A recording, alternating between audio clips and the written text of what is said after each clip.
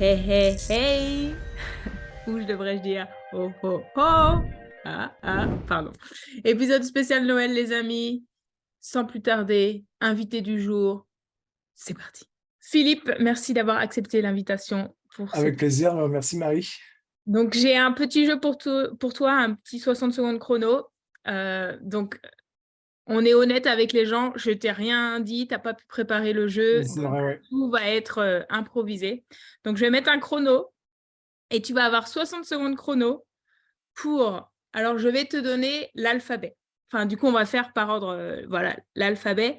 Et à chaque lettre, tu dois donner un mot qui est lié avec Noël. D'accord, ok. Donc, voilà, on fait tout l'alphabet et on va voir combien de lettres tu peux accomplir en 60 secondes chrono. Sachant qu'il y a 26 lettres dans l'alphabet, mais à mon avis, il y a des lettres, ça va être tendu quand même. Il va avoir... T'es prêt? Ouais. Ok, alors attention, bien sûr, on commence par la lettre A. Attention, 3, 2, 1, c'est parti. Vas-y. Arbre, boule de sapin, cadeau, dinde, évangile, fenêtre avec la neige et le Père Noël qui vient, gâteau, euh, hibou qui est dans la décoration, Israël parce que c'est là où ça s'est passé, joie, Ça passe. kangourou au pied du sapin parce que c'était un cadeau. Voilà, on avait déballé le cadeau. Euh, un lapin de Noël, Non. matin, nuit, opéra de Noël parce que des fois c'est l'occasion. Euh, Stop! Ah, t'as ok, été... P. Eh, parce que, oh, c'est pas mal quand même. Ok. Franchement, franchement, Parce- bon, j'ai apprécié quelques... des réponses originales. En Le... fait, je perdais plus de temps à me rappeler mon propre alphabet, en fait. Ah, j'adore. C'est vrai que j'aurais peut-être pu te mentionner les lettres, ça aurait été plus efficace.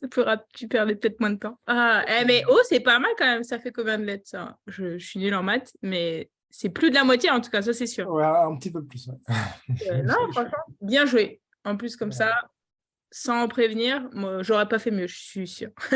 Bon, après, c'est facile quand tu penses dans la décoration, tu peux mettre n'importe quoi dans la décoration.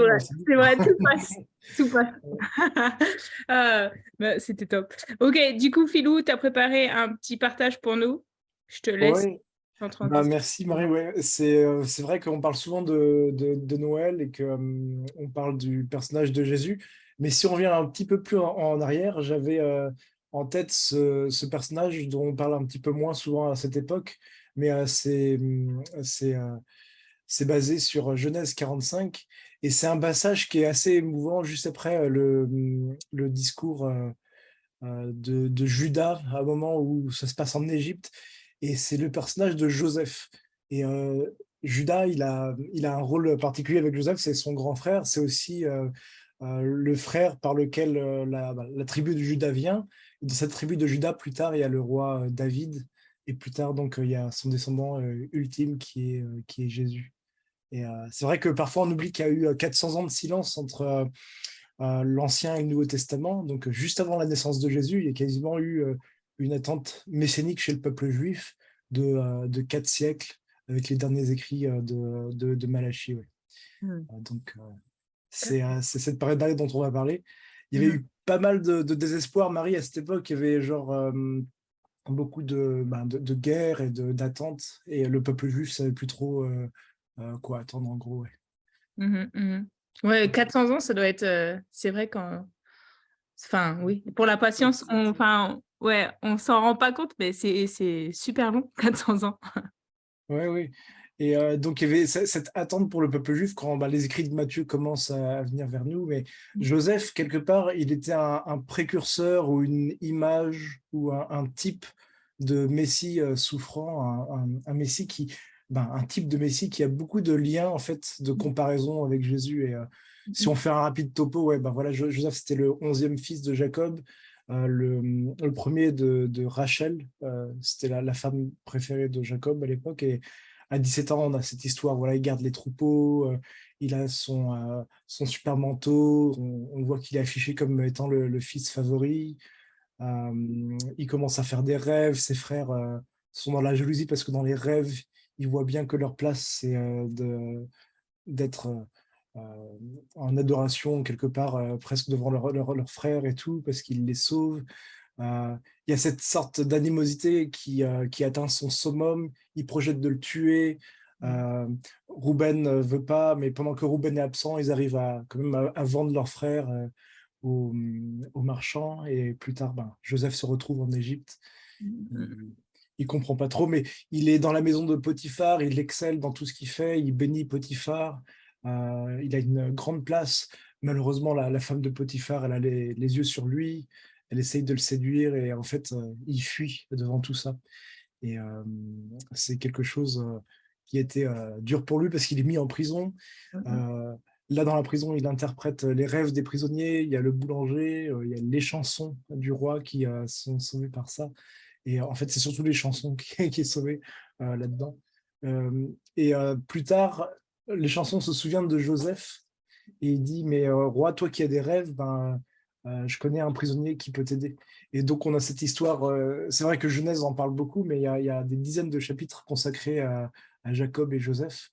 Et Joseph est capable d'interpréter les rêves du pharaon, et surtout ces 7 années de croissance où il faut engranger le grain, suivi de 7 années de famine, où là, Joseph va avoir un super grand rôle pour aider l'Égypte, non seulement à survivre, mais aussi beaucoup de pays voisins et quasiment le reste du monde pendant cette famine.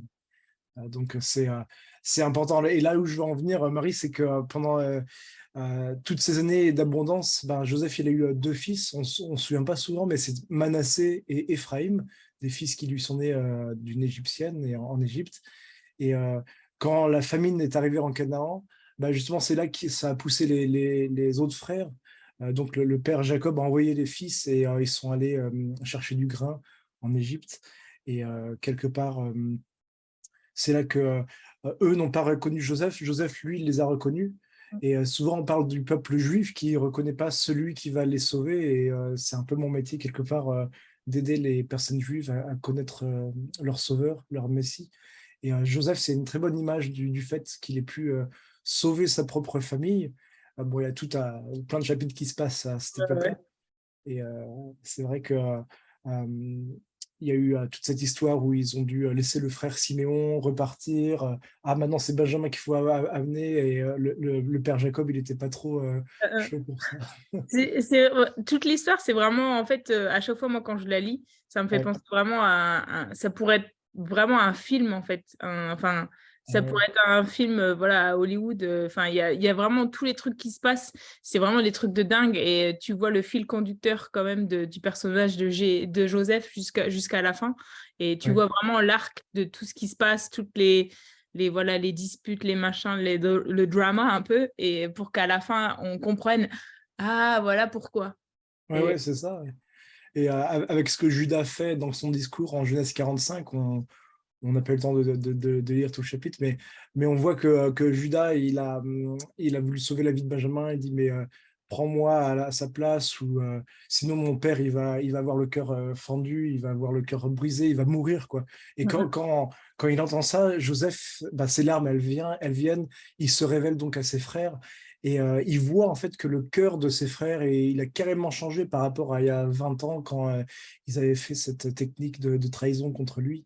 Donc, Dieu l'a envoyé en Égypte quelque part pour préserver son peuple et pour être une bénédiction. Et euh, c'est souvent comme ça qu'on voit avec le pardon qu'il y a eu avec Joseph. Même si ses frères, ils avaient eu l'intention de lui faire du mal, en fait, Dieu l'a changé en bien. Et c'est un peu ça la leçon de l'histoire. Il y a tellement beaucoup, ben, il y a beaucoup de oui, choses à apprendre. ouais. Non, c'est vrai, moi, bah, le truc principal à chaque fois quand je lis l'histoire, c'est bah, l'injustice, mais que voilà, Joseph vit. Mais en même temps, c'est une super leçon, comme tu dis, ouais, de pardon. Et aussi, on voit bah, le caractère de Joseph, quand en fait, tu peux dire, mais comment il fait pour passer au-dessus de ça, quoi? parce que, enfin, tu sais, ce qu'il a vécu, c'est ouf et du coup, tu dis: «Mais le mec, il est trop» enfin, tu sais, il Ouais. enfin, genre, je sais pas si dans sa situation où moi enfin, tu sais, je serais vénère et tu sais, je serais mais on voit du coup la main de Dieu et Ah comment il a ouais, sur, préparé son mmh, cœur pour que justement, il soit patient, il soit humble, voilà, il remet tout dans les mains de Dieu, il reste fidèle à Dieu et à la fin de l'histoire, on comprend pourquoi. Parce que voilà, c'était pour sauver, voilà, quasi tout le monde, enfin sa famille, mais toute l'Égypte, tout le monde entier, quoi, à cause de la famine. Du coup, ouais, on voit vraiment la main suprême de Dieu à travers ça et qui ouais, utilise Joseph, en fait, dans tout ça et c'est un exactement, ouais. Et parfois même, toi ou moi, on a des circonstances de vie qui peuvent être difficiles, voire injustes mmh, et vraiment cette leçon, elle nous apprend à demeurer fidèles, à Dieu et accepter qu'il soit aux commandes de la situation et c'est ouais, vrai que dans son timing à lui, le Seigneur, il va, récompenser notre fidélité au moment venu et mmh, faut qu'on soit prêt, à voir ça et c'est vrai que l'histoire de Joseph, elle offre une très belle aperçu de la souveraineté de Dieu qui agit pour surmonter le mal et mmh, accomplir ses plans, quoi qu'il arrive. Et en fait, les pires intentions de l'homme ne peuvent pas contrecarrer mmh, le plan parfait de Dieu, je dirais. Et mmh, c'est un super message de Noël parce que le Messie, il est venu, le descendant ultime de Judas qui passait par le roi David, il est venu et Jésus, il nous dit ça aussi plusieurs fois, qu'il est mort pour nous. Et en fait, quelque part, Dieu l'a envoyé pour préserver notre vie. Et mmh. ça retentit beaucoup avec le personnage de Joseph en Égypte aussi. Amen. Non, c'est Voilà. vrai, ouais, que voilà, Satan, il a beau faire, tout ce qu'il peut, il peut pas contrecarrer, voilà, le plan de Dieu et voilà, on est déjà vainqueur en Jésus-Christ.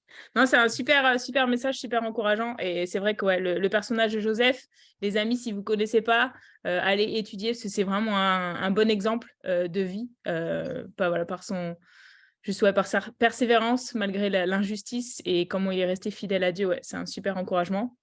Et voilà, qu'on soit aussi, voilà, avec, les temps en famille qu'on va passer pendant les fêtes, qu'on puisse aussi être une lumière et voilà, faire preuve de fidélité à Dieu.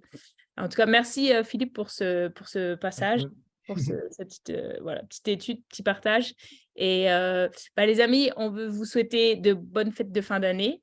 C'était le dernier épisode Aller plus loin de 2022. On finit l'année. Mais voilà, on se retrouve à la rentrée le 6 janvier pour un nouvel épisode d'Aller plus loin. Et en attendant, joyeux Noël les amis. Joyeux Salut! Noël à tous. Ouais. Ciao.